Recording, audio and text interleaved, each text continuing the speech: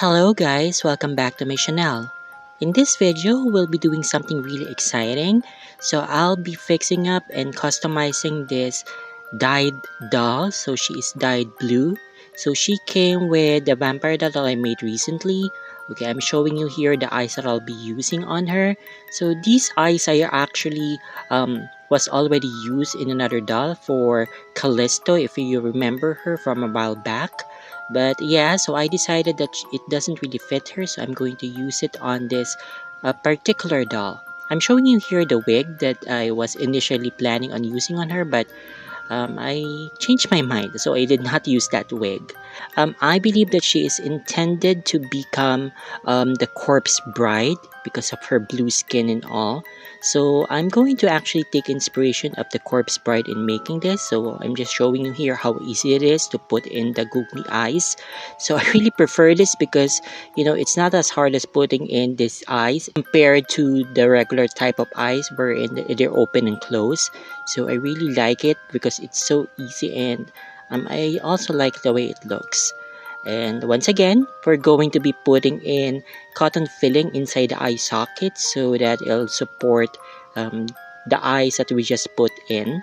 Okay, I'm using a nail dotting tool to push the cotton filling in, and this is going to take a while again. I don't know what's going on. So maybe it's the shape of these eyes because I've already did this previously on another set of dolls, and it wasn't that hard at all.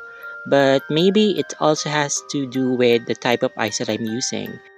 The first time I used googly eyes, I purchased them from Doll of Kind, but recently I've been using my own eyes. So I purchased these eyes and I make them my own.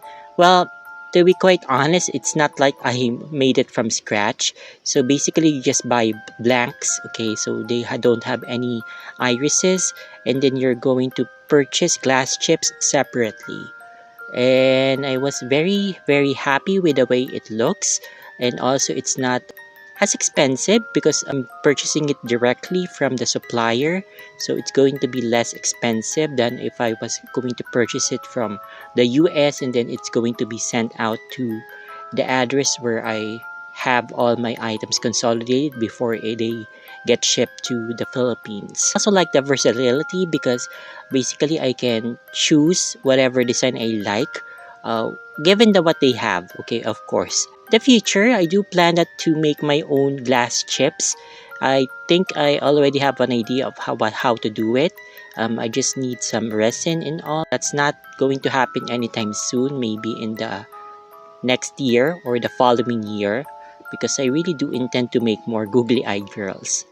Okay, so yeah, so we're just basically pushing in all the cotton filling inside the eye socket, and yeah, it's going to be a bit of a struggle. But anyway, what I'm doing this, I'm just going to give you like some updates about myself to fill up the time because I really don't want to, just speed it up. Of course, I do know that some of you don't really care about my life update, but in case you don't, then you can just skip. Okay, I'm just going to flash on the screen what the timestamp would be after I finish this, but to those who are interested, so I'm just going to like share some things that is happening in my life. So I think I mentioned before, actually I'm not sure, but if I haven't mentioned it, I was actually in the process of resigning from my current job. So I filed my resignation, and my last day was supposed to be on October 19.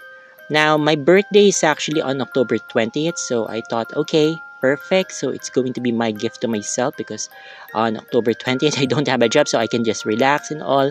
But no, it's not relaxing. But the reason I filed for resignation in the first place is because I found another post, another job, but then I decided not to pursue it because not only is the salary offer quite lower than that I'm currently getting, it's also going to be calls, and I don't want to do pure calls at all.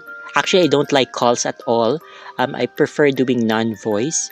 The job that I'm doing right now is you still have to make outgoing calls, outbound calls, but you just need to do it from time to time. So basically, you're just doing email support.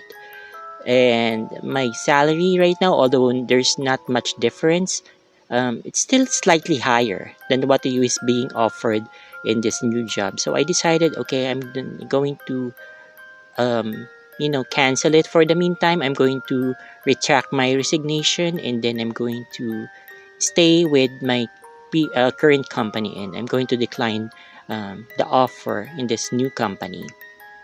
And to be quite honest, I feel much better now, because the only reason why I decided to look for another job and then quit with my current company is because I'm being asked to report back to the office. Actually, I'm already working back in on site, and I don't want to do that because I really prefer working at home. But then for the couple of days that I've been working on site, because I have to report on site even though I've already rendering my resignation, I found that okay, it's not that bad. I guess the reason why I'm not really that bothered at all working on site is because I'm seated alone. Okay, I might as well as admit it that I'm not really a social person. I don't like being um, grouped in or placed with a lot of people that I really don't know, or I don't really, let me just be blunt, I don't really care about. Okay, I do like to make friends, but I'm very, very selective with the friends that I have. So if I don't like you, then I wouldn't care to round you. I know it sounds bad, but okay, let's just be honest here. Okay, that's what I am. I really don't like being with people that I don't really care, or especially if they're very noisy, because when I work, I prefer to work in silence. I don't like it when people are chattering all around me, or they're trying to be noisy, making jokes. And I also don't want to talk with people that are too familiar. I'm like that. Okay, I'm so sorry, but if you're not that yet close, okay, then don't act too familiar with me, because let's give it some time. Maybe if our personalities jive, then we can be friends and then we can make jokes with each other. But if you're not that close yet to me, then don't don't try. Don't do it, because I really don't like it.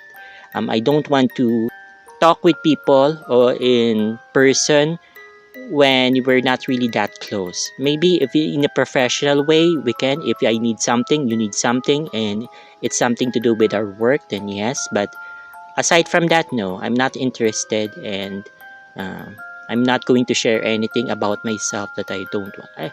That's why I really like this setup. I like doing this thing online. I'm the type of person that I really, really prefer to just share my thoughts, my feelings, and talk virtually, digitally, and not in person. That's the kind of person I am. Alright, so I've managed to put in both eyes and position them correctly. Going to apply some face paint on her to reapply her makeup, because when this was dyed, so she's not like Draculaura where the previous owner, lots to see, already painted her face, applied the eyeliner, the eyelashes, and then the lip paint. This one, she's blue all over, so I would need to, fix it up, apply some lip paint, because I don't want her to just look a flat blue. Going to use some watercolor pencil, and I'm going to follow the pattern of Emily from The Corpse Bride. So she's going to look a bit like Emily, however, of course, I don't have that artistic talent just yet, so I'm going to just try. I'm going to see if I can replicate it even a little bit. So I'm going to use this pink watercolor pencil on her lips, and what this does, it's going to give her just a subtle pink shade to her lips. I'm going to flash on the screen my inspiration, so I'm going to follow Emily's face makeup. So if you, as you can see here, so she just has this very, very light, really pale pink lips. And then for the cheeks, I'm not yet sure if I'm going to put on some blush on her. Maybe not. I'm just going to leave it alone, but definitely she will need eyelashes. Now, Emily has like very spidery eyelashes. I'm going to try and see if I can replicate that, but of course, I'm going to just make it subtle because I don't want it to look really, really pronounced. I just want it to look as natural as I can make it. And then for the eyebrows, I'm going to follow Emily's eyebrows. So Emily's eyebrows are downward, so she looks like she has a really melancholy expression, a permanent melancholy expression on her face. Because of course, if you're familiar with the story of the corpse bride, so she was actually killed on her supposed wedding day by someone who tricked her. Okay, so she is a very, very sad figure. So she has this perpetually sad expression on her face. First with her lips, and then when I'm finished, I'm going to start doing her eyes. For the lips, I've sealed it with Mod Podge. So this Mod Podge is okay because it just leaves a very subtle glow or this gloss on her lips. However, the one I'm using is supposed to be non-gloss. It's matte, but it doesn't really look matte, to be quite honest. So it still leaves like this gloss over it. So that's fine. I don't really care because it's for the lips. So you know you would need to think about that if you're planning to use the Mod Podge as a sealant for her other parts of the face, for the eyes for example, because it's going to, not really look matte. It's still going to have this bit of a gloss. So if that doesn't bother you, then well and good. But yeah, so you just have to take that into consideration. I really hope someday that I can be as good in customizing dolls like Doll Maker's Notebook on Instagram and Lisa's Custom Dolls. So they are my idols. I also like on the way Lindsay Bartel customizes her dolls. Actually, there's a lot of very good customizers online. I really want to improve because I have a lot of these dolls and I think I'm going to try to be more adventurous in customizing them. um, Currently I'm very, very careful when if you have the adult that is particularly TLC anyway, so you could be more adventurous because it's really damage them or mess them up even more. If worst comes to worst, then you can just dye the body, dye the head, and then make it darker to cover up whatever you did to the body or to the vinyl scale. Yeah, so what I'm doing here right now is I'm painting or drawing her downwards eyebrows. So the eyebrows of Emily is downwards as I mentioned earlier because she looks very sad. Okay, and I think I was able to kind of achieve that.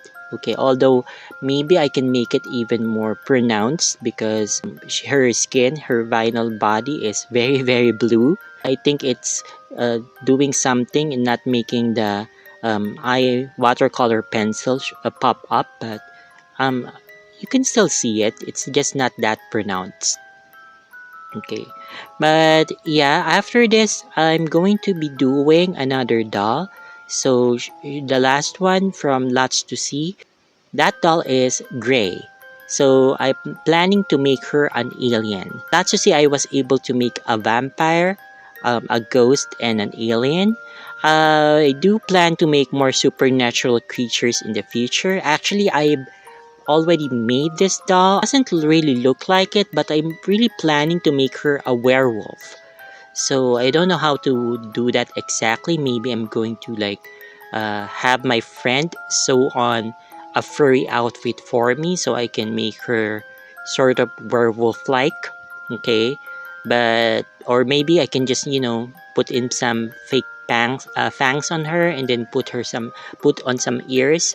I'm just not sure yet how to go about making her a werewolf. Stay tuned. If I do make her into one, then I'm going to make a video on it and then of course share it.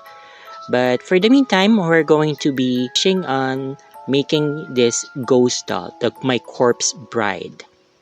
And then I'm excited to start on the alien. So I think the alien one will be more ambitious for me, so it's going to be a bit more difficult and complex because I do plan to like paste on some beads on her face. I'm not sure yet because I'm really tentative on doing that because if I do go that route, I think I'm not going to be able to remove the beads if I don't like the look. So I need to really consider everything before I push through with it. But how about you guys? Are you planning anything for Halloween? Because for me, since I live in the Philippines, although we do celebrate it to a certain extent, it's not like in the US where people really go trick or treating. Well, in my younger years, when I was still a child, we really didn't have like trick or treating. But I'm very happy that in the recent years, the Filipinos are trying to embrace more of the American culture, and trick or treating is part of them. So, in a lot of villages, even here, we've had trick or treating. Of course, we had to stop that during the pandemic, but um, who knows, maybe for this year, since the pandemic is almost over. Okay, although we cannot be too assured, so we still need to keep ourselves safe, but it's not as bad as before. So yeah, I'm happy that things are going back slowly to normal. So we're in a new normal, and hopefully we can do more things like we used to do. Of course, we have to be always mindful now about keeping ourselves safe because we don't want another pandemic to happen. But anyway, so yeah, so I think I'm happy with the way she turned out. So I was able to, draw her eyebrows and then paint on some eyelashes, and yeah, so I all I need to do now is to apply her wig. Okay, as I mentioned earlier, I didn't go through with the platinum wig, the braid, so I just chose this one. And anyway, I found some fan art photos or drawings of Emily, and apparently, when she was still alive, she had like brown or chestnut colored hair, which is shown here. So I think this is a much better choice for her. Okay, so here she is, all dressed up. So this is actually a replica or a copy of Samantha's lawn dress, I believe. So I had my friend sew a version of it, and I really like how it turned out. So it's not really intended to be her dress. So this dress actually was made prior to me knowing that I'll be making like a corpse bride doll. But yeah, I'm so happy with the way it turned out. So she looks really spooky. I decided to name her Morwenna, so that is the name of a character in a gothic romance novel that I've read a very long time ago. It stuck with me and I really wanted to use that name. So that's what I'm going to name her, Morwenna. I think it fits her. It's unusual and mysterious sounding. Anyway, I hope you enjoyed this, so stay tuned for more videos. Bye bye!